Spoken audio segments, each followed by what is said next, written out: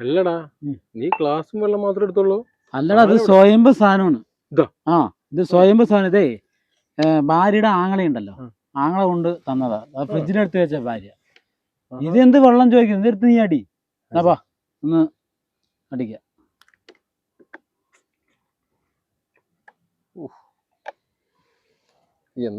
പിടിച്ചു നോക്കുന്നേ, നല്ല സ്വയംഭ സാധനമാണ്. ഇന്ന് കഴിച്ചു നോക്കടാ.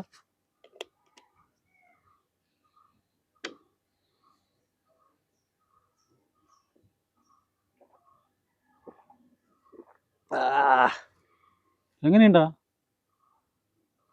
അടിപൊളി സാധനം.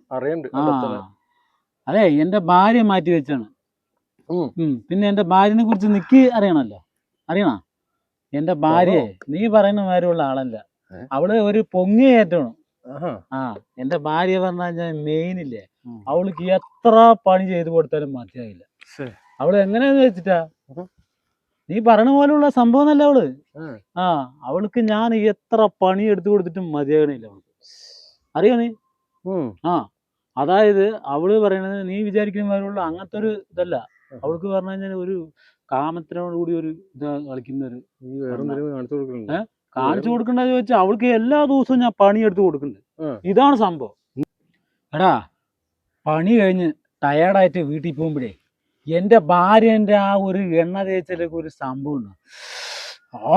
കാണാൻ നീ അത്. അവള് എന്താ ഒരു സോപ്പൊക്കെ തേച്ച് പതപ്പിച്ചിട്ട് എന്റെ അടുത്ത് വന്നിട്ടേ കേട്ടാ വന്നിട്ട് കൈ വന്ന് പിടിക്കുമ്പോ ഞാൻ അങ്ങ് നെട്ടിട്ടേ, ഇതേമാതിരി എന്റെ ഭാര്യനെ സ്വപ്നത്തിൽ നീ വിചാരിക്കണ്ട. ഇതേമാതിരി എന്റെ ഭാര്യനെ നീ സ്വപ്നത്തിൽ വിചാരിക്കണ്ട. അത്ര സുന്ദരിയാണ് അവള്. നീ കാണുന്ന മാതിരി ഒന്നല്ല എന്റെ ഭാര്യ. എടാ, നീ നിന്റെ ഭാര്യനെ നോക്കിയിട്ടുണ്ടാ? നീ നിന്റെ ഭാര്യ സൈലന്റായി നീ നോക്കും. പക്ഷെ എന്റെ ഭാര്യ അങ്ങനെയല്ല. എന്റെ ഭാര്യ ഉണ്ടല്ലോ, അവളുടെ ഭാവം കണ്ടു കഴിഞ്ഞല്ലോ, അയ്യോ പറയാൻ വയ്യ, അത്ര സുന്ദരിയാണ്. അങ്ങനെയാണ്. എന്നിട്ട് ഒരു ദിവസം 5 പണിയാണ്. 5 പണിയെടുത്ത് പോരാന്ന് എന്റെ ഭാര്യനെ. അവള് എന്ത് സുന്ദരിയെ കാണാൻ വെച്ചിട്ടാ.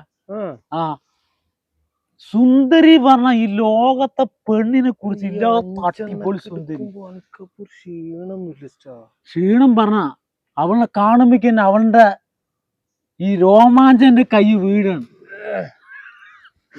എന്റെ പൊന്നറിയാ, ഇതേമാതിരിയുള്ള ഒരു എന്റെ ഭാര്യയുടെ സൗന്ദര്യം ലോകത്ത് ഏത് പെണ്ണിനും കിട്ടില്ല. ഒന്ന് ആലോചിച്ച് നോക്ക്.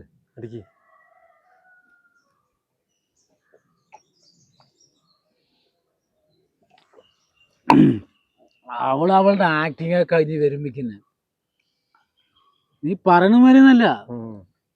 അവളുടെ അടുത്ത് പോയി ഇരിക്കണം, എന്നാലാണ് പണി കഴിഞ്ഞ് വന്നിട്ട് സമയമുണ്ട്. ഫാൻസി കടയില മെഡിക്കൽ സ്റ്റോറില? അത് ഫാൻസി കടയിൽ നിൽക്കുന്നുണ്ട് അവള്. സിനിമ ആക്ടറോട് കമ്പോണേ. എടാ, എന്റെ ഭാര്യയെ അവിടെ നിക്കണ്ട്, കാത്ത് നിക്ക്. ഞാനങ്ങ് പോട്ടെ.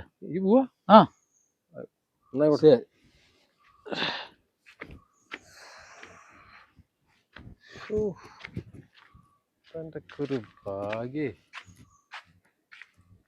നമുക്ക് എന്നങ്ങനൊക്കെ ഒന്ന് എൻജോയ് ചെയ്യാൻ പറ്റണോ? രാമേട്ടൻ പണിക്കോയോ? പിന്നെ ഇന്നലെ രാമേട്ടന്റെ കയ്യിൽ കൊടുത്ത സാധനം പൊളി സാധനമായിരുന്നു കേട്ടോ. എന്നോട് പറഞ്ഞത്. പിന്നെ കിട്ടി. അതല്ലേ ഞാൻ പറഞ്ഞത്, സാധനം അടിപൊളിയായിരുന്നല്ലോ എന്നുള്ളത്. പിന്നെ എന്താ ഷോപ്പിൽ എന്തെങ്കിലും പോകണ്ടെന്ന് പറഞ്ഞു? ഫാൻസി കടയിലാണ്. അപ്പോ എന്റെ ഇടയിൽ എന്തോ പുള്ളി ഒന്ന് മോഡായിട്ട് ഇങ്ങനെയൊക്കെ പറഞ്ഞ് മറ്റേ മെഡിക്കലോ മെഡിക്കൽ സ്റ്റോറിലോ അങ്ങനെ എന്തെങ്കിലും ഒക്കെ എന്നുള്ളത്. അടിച്ചൊരു കുറച്ച് കൂടി പോയി. പുള്ളി ഫാൻസി കടയിലാന്ന് പറഞ്ഞിട്ട് പിന്നെ എന്നോട് പറയുന്നത് മെഡിക്കൽ സ്റ്റോറിലാണ്. ഞാൻ ചോദിച്ചു, മെഡിക്കൽ സ്റ്റോറിലാണോ ഫാൻസിയിലാണോ? അതാ ഞാൻ 2 അടിച്ചൊന്ന് മോഡായി പോരാ എന്നൊക്കെ പറഞ്ഞിട്ട് പുള്ളി ഭയങ്കര മൂവിയില് സിനിമയിലൊന്നും ഫിലിമിൽ അഭിനയിക്കാനായിരുന്നു ആഗ്രഹം. ചെറുപ്പമൊക്കെ അത് ഇൻട്രസ്റ്റ് ആയിരുന്നു. പക്ഷെ ജീവിത സാഹചര്യം ഒന്നും അത് കറക്റ്റ് ആയതല്ലാത്തോണ്ട് ആ, പിന്നെ എന്നെ തട്ടിമുട്ടി പോകുന്നത് മാത്രം. ആ, അല്ലേ. എവിടെയെങ്കിലും ഒരു ചാൻസ് കിട്ടിയാൽ പോകണമെന്ന് എൻ്റെ ഒരു ആഗ്രഹിക്കുന്നുണ്ട്. സുഹൃത്തുണ്ട്, മറ്റേ പ്രൊഡക്ഷൻ കൺട്രോളായിട്ട് വർക്ക് ചെയ്യുന്ന ഒരാൾ. ഉം. ഞാൻ അവനോടൊന്ന് സംസാരിക്കാം. പിന്നെ എനിക്ക് പുള്ളിക്ക് കാണിച്ചു കൊടുക്കണ്ട ഫോട്ടോ എന്തെങ്കിലും ആ ഫോട്ടോ ഒക്കെ ഫോണിലാണ്. അതുണ്ടെങ്കിൽ ഒന്ന് എനിക്ക് ഓ ഒന്ന് എടുത്തിട്ട് വന്നല്ലേ. ആയിക്കോട്ടെ.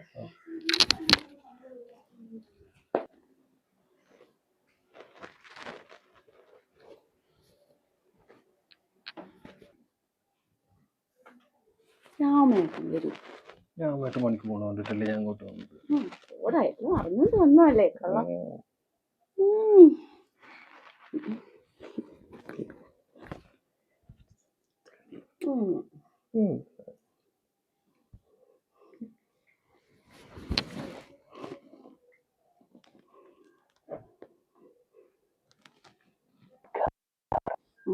പിന്നെ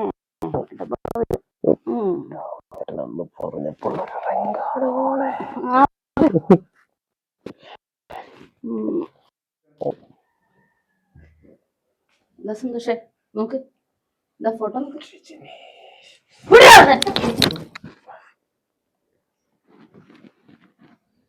നീ എന്താ കരുതിയുടെ സന്തോഷേ? രാമേട്ടൻ ദിവസം പണിക്ക് പോകുന്നുണ്ടെങ്കിലും എനിക്കുള്ള ഇഷ്ടമുണ്ടല്ലോ, അത് ആഴ്ചയിൽ ഒരു ദിവസം തന്നാ മതിയടാ. അത് നിന്നെ കൊണ്ട് പറ്റില്ലടാ. എടാ നിന്നോടുള്ള ആത്മബന്ധം കൊണ്ടാടാ രാമേട്ടൻ ഇതെല്ലാം തുറന്നു പറയുന്നത്. എന്നാൽ അത് നീ മുതലെടുത്തു. പക്ഷെ രാമേട്ടനോട് ഞാനൊന്നും പറയുന്നില്ല. തൽക്കാലം രാമേട്ടനോട് ഞാനിതൊന്നും പറയാൻ പോകുന്നില്ല. അത് എന്റെ മാന്യത. കാരണം പോടാ പുറത്ത്.